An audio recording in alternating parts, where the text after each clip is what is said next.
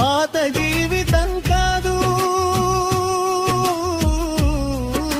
నూతన జీవితం కావాలయ్యా. నూతన హృదయం దయచేయుమయ్యా. నూతన స్వభావం నాకిచ్చుమయ్యా.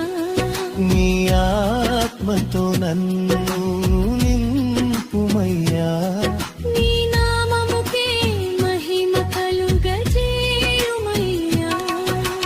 నూతన హృదయం దయచేయుమయ్యా. రాతి గుండెను తొలగించుమయ్యా.